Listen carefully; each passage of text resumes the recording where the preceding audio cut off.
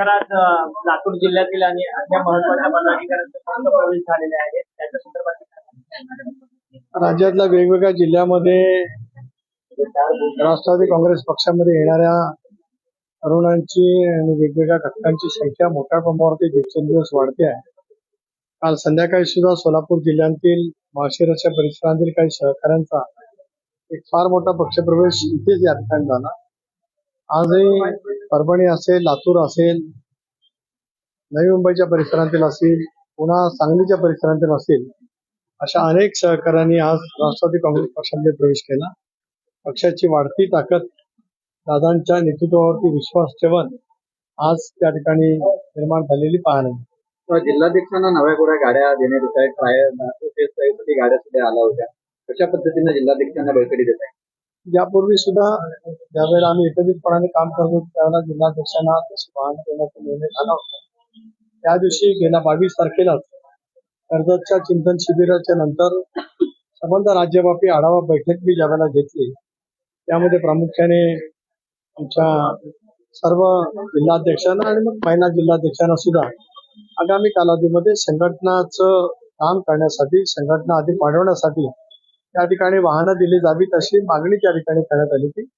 राष्ट्रीय अध्यक्षांनी ती मागणी मान्य केली. त्यामुळे नजीकच्या कालावधीमध्ये पक्ष मजबूतीच्या कामाला वेग यावा असा आमचा सर्वांचा प्रयत्न राहील. तर पुण्यातल्या डेप्युटीसी फंडावरतूनच संपूर्ण महायुतीमधला जो उघड नाराजी आहे ती पाहायला मिळते. त्यानंतर पुणे डेप्युटीसीच्या काही भाजप आणि शिवसेनेच्या सदस्यांनी अजित पवार, पालकमंत्री अजित पवार यांच्यावरती नाराजी दर्शवली आहे. त्यांनी पत्र लिहून सांगितलं की जवळपास 800 कोटीची कामं अजित पवारांनी जे आहे ती आपल्या समर्थकांना दिलेली आहे. कुठेही न्याय ते जे आहे ते भाजप आणि शिवसेनेच्या डेप्युटीसी मेंबरला अथवा कार्यकर्त्यांना देताना पाहायला मिळते. मला या विषयावरती काही माहिती नाही.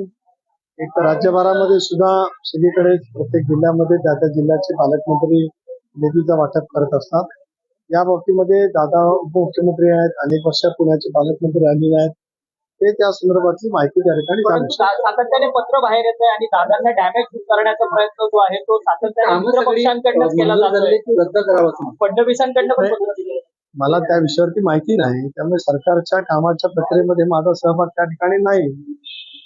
वेगवेगळ्या जिल्ह्यामध्ये सुद्धा अशा पद्धतीचं कुठे ना कुठेतरी ऐकायला मिळत असतं. एकत्रितपणाने बसून त्या संदर्भातला निर्णय सगळेजण करतील.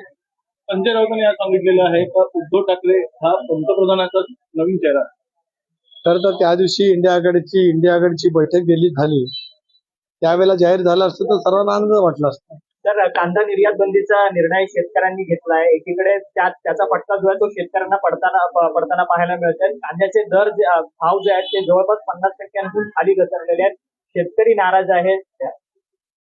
एक असं आहे की हा शेवटी केंद्राचा तो निर्णय त्या ठिकाणी आहे.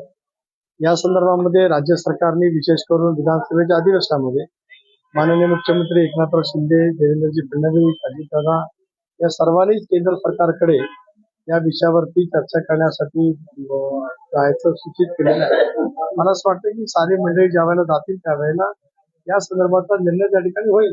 राहुल गांधींकडनं भारत न्याय यात्रा जी आहे ती पुढच्या महिन्यांपासून सुरू करण्यात येणार आहे आणि त्याची सांगता मुंबईमध्ये होणार आहे. मुंबईमध्ये मोठी जाहीर सभा राहुल गांधी यांच्या नेतृत्वात होईल. तर लोकसभेच्या निवडणुकीच्या पार्श्वभूमीवर अतिशय महत्वाचे काँग्रेसने हा निर्णय घेतला. शेवटी प्रत्येक राजकीय पक्षाला लोकशाहीच्या माध्यमातून त्यांचा कार्यक्रम राबवणे, तयार करणे, नियोजन करणे हा ठिकाणी अधिकार असतो.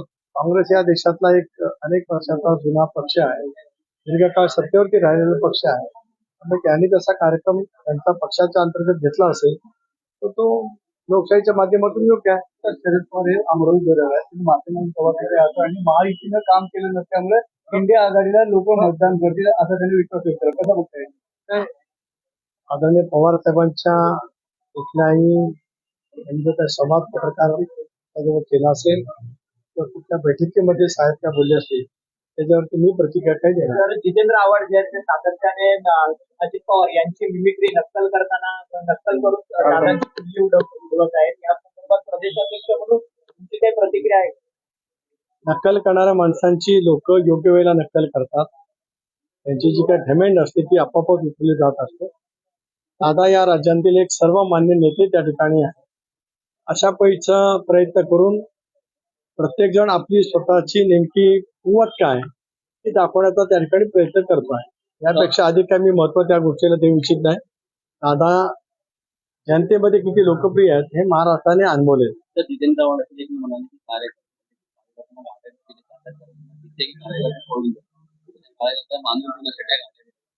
एक असं आहे की आम्ही एकत्रित असताना सुद्धा वाहनं दिली. केवळ बोल घेवड्या आणि प्रतीसाठी आपापलेला कोणाही व्यक्तीच्या वक्तव्यावरती मी या ठिकाणी काय बोलू इच्छित नाही. मला अधिक त्या गोष्टीला महत्व द्यायचं आहे. तर मनोज जरांगे पाटील यांनी वक्तव्य केलंय की आता शेवटचीच लढाई जी आहे ती मुंबईत येऊन आपल्याला लढावी लागणार नाही. जर गोळ्या जरी खायला लागल्या तरी मी तयार आहे. मराठ्यांना आरक्षण राहणार. 20 जानेवारीला येण्याचं त्यांचं अटळ आहे. एक असं की माननीय मुख्यमंत्री एकनाथराव शिंदे, राज्याच्या दोन्ही उपमुख्यमंत्री विधानसभेमध्ये स्पष्टपणाचं आश्वासित केलेलं आहे की मराठा समाजाला आरक्षण दिलं गेलं पाहिजे, पण ते कायद्याच्या कसोटीवरती दिलं गेलं पाहिजे. 2 वेळेला आरक्षण दिलं. एकदा उच्च न्यायालयाने ते रद्दबदल केलं, नंतर सर्वोच्च न्यायालयाने रद्दबदल केलं. अशा वेळेला कायद्याच्या कसोटीवरती आरक्षण त्या ठिकाणी देत असताना शेवटचं आरक्षण रद्द करत असताना सर्वोच्च न्यायालयाने जी काही टिप्पणी त्या ठिकाणी केलेली आहे, त्या उणिवा दाखवलेल्या आहेत, त्याची पूर्तता करूनच ते आरक्षण देणं हे राज्य सरकारने निर्धारित केलं असल्यामुळे त्याला काही कालावधी लावू त्या ठिकाणी शकतो. पण मला विश्वास आहे आणि मला खात्री आहे की महाराष्ट्राचं महायुतीचं सरकार मराठा समाजाला त्या ठिकाणी 100% आरक्षण देईल. ओबीसीच्या आरक्षणाला धक्का न लावता ते आरक्षण दिलं जाईल.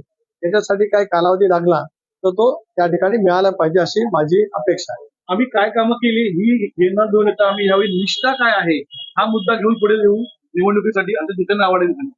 मी सांगितलं ना की फार बोलगावड्या व्यक्तींच्या वक्तव्याला मी महत्व देऊ इच्छित नाही.